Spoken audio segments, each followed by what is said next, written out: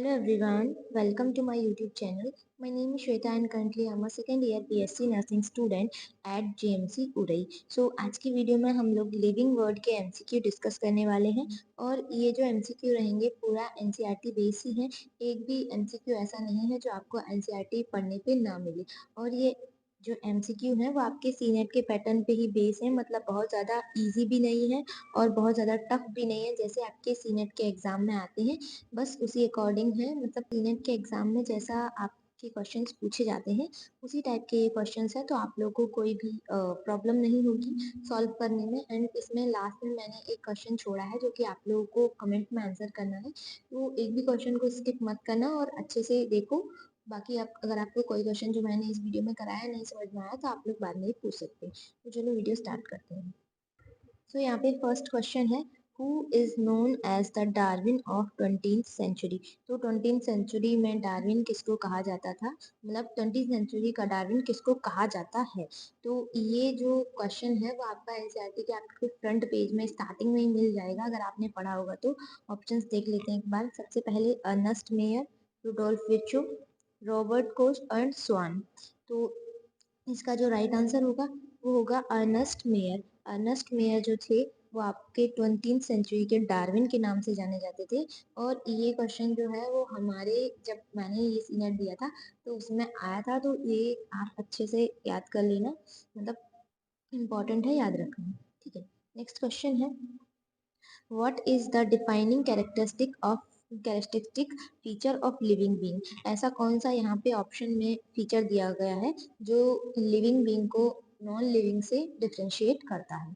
तो option A है reproduction, जनन, बी है मेटाबॉलिज्म एंड सी है आपका ग्रोथ. तो ऐसा कौन सा यहाँ पे ऑप्शन लग रहा है जो केवल लिविंग में पाया जाता है, नॉन लिविंग में नहीं पाया जाता है. तो ऑप्शन ए रिप्रोडक्शन. अब रिप्रोडक्शन को हम लिविंग का फीचर इसलिए नहीं कह सकते हैं क्योंकि कुछ लोग जो होते हैं वो एबल नहीं होते हैं रिप्रोडक्शन के, या फिर कह सकते हैं कुछ ऐसी बीज होती हैं जो रिप्रोडक्शन नहीं करती लेकिन वो लिविंग तो है ना, उनको नॉन लिविंग कंसीडर नहीं कर सकते. तो ये लिविंग नहीं है एक ऐसा फीचर जिसको हम नॉन लिविंग से अलग बता सके. फिर आता है आपका मेटाबॉलिज्म. तो जो मेटाबॉलिज्म है जिसमें आपकी केमिकल रिएक्शंस होती हैं बॉडी के अंदर, तो इसको हम as a feature, defining feature consider कर सकते हैं. फिर आपका ग्रोथ होता है. तो ग्रोथ जो है वो आपके नॉन लिविंग में भी होती है, जैसे कि माउंटेन्स हो गए तो वहाँ पे जब बहुत ज़्यादा मिट्टी हो जाती है तो वो धीरे धीरे ग्रो करते ही हैं अपने साइज में. तो यहाँ पे जो आपका राइट आंसर होगा वो होगा ऑप्शन बी, मेटाबॉलिज्म. ठीक है. नेक्स्ट क्वेश्चन है आपका, Linnaeus publish a book named. तो लीनियस ने एक बुक पब्लिश की थी, कैरोलस लीनियस ने. उस बुक का नाम क्या था. ऑप्शन ए है नेचर सिस्टम, ऑप्शन बी है Linnaeus Naturae and option C है Systema Naturae and option D है सिस्टम नोमेनक्लेचर. तो जो कैरोलस लीनियस ने बुक पब्लिश करी थी उसका नाम था सिस्टेमा नेचुरे, यानी कि ऑप्शन सी. ऑप्शन सी जो होगा वो आपका राइट आंसर होगा. Next question, system of providing the system of providing a name with two component is called. ऐसा सिस्टम जो एक नाम को दो कंपोनेंट में डिवाइड करता है उस सिस्टम को हम क्या बोलते हैं. ऑप्शन ए है system of nomenclature, option B है binomial nomenclature and option C है आपका लीनियस नोमेनक्लेचर. तो यहाँ पे जो आपका राइट आंसर होगा वो होगा ऑप्शन बी, यानी कि बाइनोमियल नोमेनक्लेचर. और ये जो बाइनोमियल नोमेनक्लेचर है ये आपका कैरोलस लीनियस ने दिया था. कैरोलस लीनियस जो साइंटिस्ट थे उन्होंने दिया था बाइनोमियल नोमेनक्लेचर, तो इसको याद रखना. और बुक भी थी जो सिस्टेमा नेचुरी, वो कैरोलस लीनियस ने दी थी. बाइनोमियल नोमेनक्लेचर कैरोलस लीनियस ने दिया था. तो ये दो चीजें याद रखनी. और जो बाइनोमियल आपका नोमेनक्लेचर है इसमें दो वर्ड होते हैं, एक आपका जो जीनस रहता है या फिर जेनरा जिसको बोल सकते हैं, और दूसरा रहता है आपका स्पीसीज या फिर स्पेसिफिक एपिथेट. ठीक है. नेक्स्ट है आपका ICBN स्टैंड्स फॉर. तो ICBN जो है वो उसका फुल फॉर्म क्या होगा. ऑप्शन ए है international code for botanical nomenclature, option B है Indian code for botanical nomenclature, option C है आपका internal code for binomial nomenclature and option D है international code for binomial nomenclature. तो यहाँ पे जो आपका राइट आंसर होगा वो होगा option A international code for botanical nomenclature. ठीक है, ये यहाँ पे आपका राइट आंसर होगा, option A international code for botanical nomenclature. ऐसे ही आपका एक और है जिसको ICZN बोलते हैं, इसका फुल फॉर्म होता है international code for zoological nomenclature. यहाँ पे बी है तो यहाँ पे बोटेनिकल नोमेनक्लेचर, और यहाँ पे जेड है तो जूलॉजिकल नोमेनक्लेचर। और ये जो ICBN है ये मेनली प्लांट्स के लिए यूज होता है, और जो ICZN है वो एनिमल्स के लिए यूज होता है। ठीक है, नेक्स्ट है आपका बाइनोमियल नोमेनक्लेचर गिवन बाय। तो जो बाइनोमियल नोमेनक्लेचर है ये किसने दिया था, ये मैंने अभी आपको पहले बताया था। यहाँ पे ऑप्शन है, ऑप्शन ए है कैरोलस लिनियस, ऑप्शन बी है रॉबर्ट हुक, ऑप्शन सी है जोहानसन एंड ऑप्शन डी है डार्विन। तो यहाँ पे जो राइट आंसर होगा वो होगा ऑप्शन ए कैरोलस लिनियस, क्योंकि ये जो आपका बाइनोमियल नोमेनक्लेचर है कैरोलस लिनियस ने दिया था। उन्होंने एक बुक पब्लिश की थी जिसका नाम था सिस्टेमा नेचुरली। ठीक है, ये मैंने अभी आपको पहले बताया था, याद रखना इंपॉर्टेंट है। नेक्स्ट है each scientific name has two component, one is generic name another is. तो जो साइंटिफिक नेम होते हैं, जो कैरोलस लिनियस ने एक नोमेनक्लेचर दिया था बाइनोमियल नोमेनक्लेचर, जिसके अकॉर्डिंग हम किसी भी नाम को दो पार्ट में डिवाइड करते हैं। एक होता है आपका जेनेरिक नेम, और दूसरा अभी मैंने आपको बताया था, जैसे कि आपको ऑप्शंस दिख रहे होंगे, जैसे यहाँ पे है आपका ऑप्शन नंबर 1 है क्लास, ऑप्शन 2 है ऑर्डर, ऑप्शन 3 है जेनेरा, एंड ऑप्शन जो आपका फोर्थ है वो है स्पेसिफिक एपिथेट। तो यही मैंने अभी आपको बताया था कि जो नाम है कैरोलस लिनियस ने जो बाइनोमियल नोमेनक्लेचर दिया था उसके अकॉर्डिंग फर्स्ट नेम जो होता है वो आपका जीनस होता है यानी कि जेनेरा, एंड जो सेकंड नेम होता है वो आपका स्पेसिफिक एपिथेट होता है, या फिर आप उसको जो है स्पीसीज भी बोल सकते हैं, स्पीसीज। ठीक है, नेक्स्ट क्वेश्चन है आपका स्टेप्स फॉर टेक्सोनॉमी। तो टेक्सोनॉमी के स्टेप्स क्या होते हैं। ऑप्शन ए है nomenclature, identification, characterisation and classification. Option B है आपका कैरेक्टराइजेशन, आइडेंटिफिकेशन, क्लासिफिकेशन और नोमेनक्लेचर। ऑप्शन सी में दिया गया है कैरेक्टराइजेशन, क्लासिफिकेशन, आइडेंटिफिकेशन और नोमेनक्लेचर। ऑप्शन डी में है nomenclature, classification, characterisation and identification. तो ये जो है थोड़ा सा कंफ्यूजिंग है, तो इसको आप अपनी कोई ट्रिक बना के भी याद रख सकते हैं। ठीक है, जैसे मैंने जैसे मैंने याद रखा है इसको CICN। ठीक है, तो इसमें जो आपका राइट आंसर होगा वो होगा option B characterisation, identification, classification, nomenclature. सबसे पहले कोई भी अगर हमें मान लो कोई भी हमें नया पेड़ या फिर कोई भी हमें नया एनिमल मिला, तो हम उसको कैसे उसको नेम देते हैं, कैसे उसको क्लासिफाई करते हैं। तो सबसे पहले हम देखते हैं कोई भी मान लो ये प्लांट है, तो उसका हम देखेंगे सबसे पहले वो क्या कैरेक्टर शो कर रहा है। उन कैरेक्टर के अकॉर्डिंग हम हमारे पास पहले से जो प्लांट्स हैं या स्पीसीज प्लांट स्पीसीज हैं, उनमें हम देखेंगे क्या उन प्लांट्स में जो पहले से हमारे पास हैं उनमें ये कैरेक्टर शो हो रहे हैं। अगर हो रहे हैं तो उसको हम उस अकॉर्डिंग आइडेंटिफाई करेंगे, अगर नहीं हो रहे हैं तो उसको हम उस अकॉर्डिंग आइडेंटिफाई करेंगे। जब हमने आइडेंटिफाई कर लिया तो बहुत सारी जो क्लासेस हैं प्लांट्स की, उनके अकॉर्डिंग हम उनमें जो स्पेसिफिक कैरेक्टर वो शो कर रहा है उसके अकॉर्डिंग हम उसको क्लासिफाई करेंगे।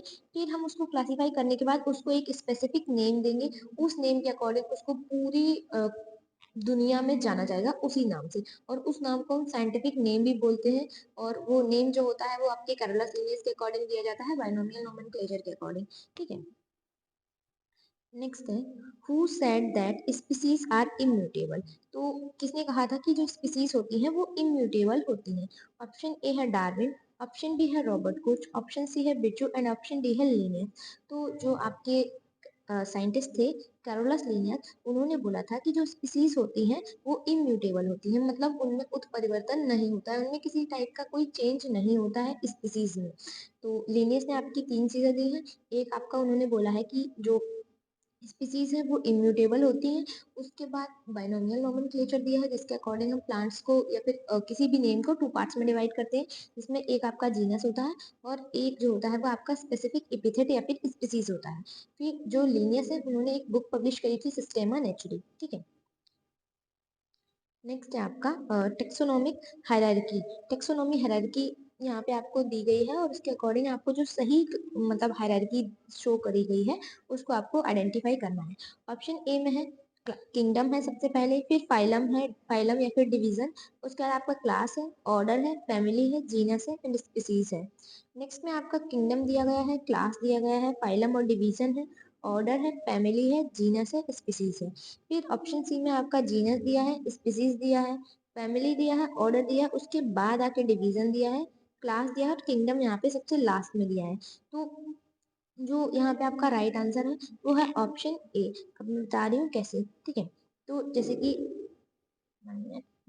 जैसे किंगडम होता है, आपका किंगडम सबसे ऊपर आता है। अगर हम किसी भी कोई भी हमें नया एनिमल या फिर प्लांट मिला है, तो सबसे पहले हम देखेंगे कि उसके मेजर कैरेक्टरिस्टिक क्या है।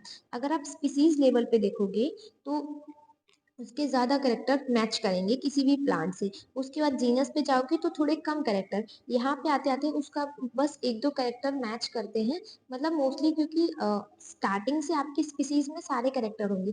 फिर अगर आप उसको किसी जीनस के अंदर डालोगे तो उसमें थोड़े कम कैरेक्टर होंगे। जैसे ही आप नीचे से ऊपर की तरफ जाओगे तो जो सिमिलर कैरेक्टर होते हैं वो कम होते जाते हैं किसी भी स्पीसीज के या फिर स्पीसीज के, चाहे वो प्लांट की हो या फिर एनिमल की हो, ठीक है। तो सबसे पहले हम, जैसे स्पीसीज सबसे छोटा जो है टेक्सोन है वो स्पीसीज है। स्पीसीज के बाद आपका आता है जीनस, एंड अगर जीनस है उसके बाद हम उसको किसी फैमिली में रखेंगे तो फिर उसके बाद आता है फैमिली, फैमिली के बाद आता है आपका ऑर्डर, उसके बाद आता है आपका क्लास, क्लास के बाद आपका डिवीजन या फाइलम। तो जो फाइलम होता है, फाइलम वर्ड हम एनिमल के लिए यूज करते हैं, और जो डिवीजन होता है वो हम प्लांट्स के लिए यूज करते हैं। उसके बाद आता है आपका सबसे लास्ट में किंगडम।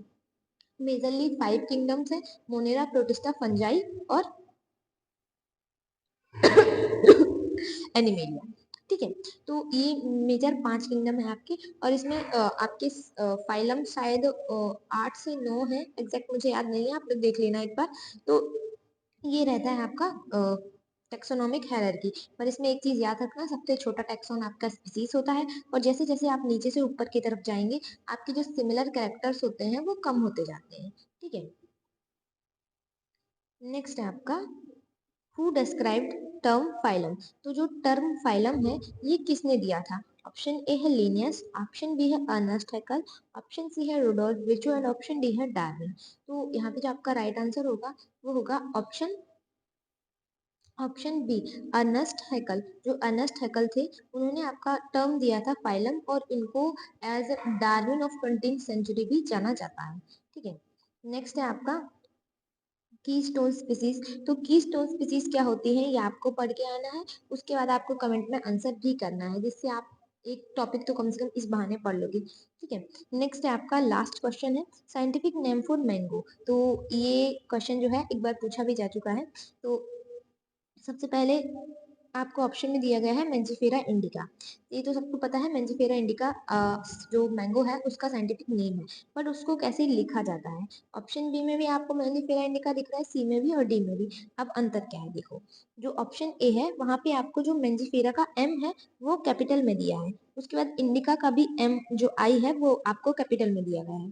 तो ये आपका गलत हो गया, क्योंकि जो आपका जेनेरा होगा वो हमेशा कैपिटल लेटर में होगा, और जो आपका स्पीसीज होगा वो स्मॉल लेटर में होगा, ठीक है। तो ऑप्शन वन आपका गलत हो गया। उसके बाद एक मिनट इसको हटा देती हूँ। हम्म, उसके बाद आपका आएगा मेंजिफेरा इंडिका। इसमें क्या क्या है, इसमें आपको एम और आई दोनों को ही स्मॉल लेटर कर दिया है, तो ये भी आपका गलत हो गया। फिर ऑप्शन सी में एम कैपिटल है, ठीक है। फिर इंडिका, इसका आई स्मॉल है, ये भी ठीक है, लेकिन इसमें एक गड़बड़ है। इसमें क्या है, ये जो आपके साइंटिफिक नेम होते हैं वो थोड़ा तिरछे लिखे जाते हैं, जिससे इनका लैटिन ओरिजिन जो है वो शो हो सके, क्योंकि लैटिन जो है वो एक डेड लैंग्वेज है। तो ये भी आपका गलत हो गया। अब बचा है ऑप्शन डी। तो ये आपका सही आंसर है, क्योंकि यहाँ पे आपका एम भी कैपिटल है, आई स्मॉल है, उसके बाद इसको मैंने थोड़ा टिल्ट करके भी लिखा हुआ है। तो ये आपका जो है राइट आंसर होगा। मेरी हैंडराइटिंग में आपको हो सकता है तो समझ में ना आए, बट जब आप वहां पे देखोगे प्रिंटेड रहेगा तो आपको अच्छे से समझ में आ जाएगा। तो ये थे आज के क्वेश्चंस। आई होप आप लोगों को समझ में आ गए होंगे। अगर आप लोगों को समझ में नहीं आए हैं तो आप कमेंट करके बता देना। अगर आपको लैंग्वेज से प्रॉब्लम है तो आप वो भी बता सकते हैं कि हिंदी में रखना है या फिर इंग्लिश में रखना है या फिर ऐसे ही ठीक है, ठीक है। और ये आपको आंसर करना है कमेंट बॉक्स में की स्टोन स्पीसीज। बाकी मैं ट्राई करूंगी डेली कुछ कुछ क्वेश्चंस लाने के लिए आप लोगों के लिए। बाकी क्वेश्चंस आपके सी नेट में इसी के तरीके के आते हैं, कुछ बहुत ज्यादा टफ नहीं आते, बहुत ज्यादा इजी नहीं आते हैं, ऐसे ही क्वेश्चंस आते हैं, तो आप लोग अपनी प्रैक्टिस करते रहना और एनसीईआरटी को अच्छे से पढ़ते साथ साथ आप एमसीक्यू प्रैक्टिस भी करना। ठीक है, सो आज की वीडियो के लिए इतना ही था, मिलते हैं नेक्स्ट वीडियो में, बाय।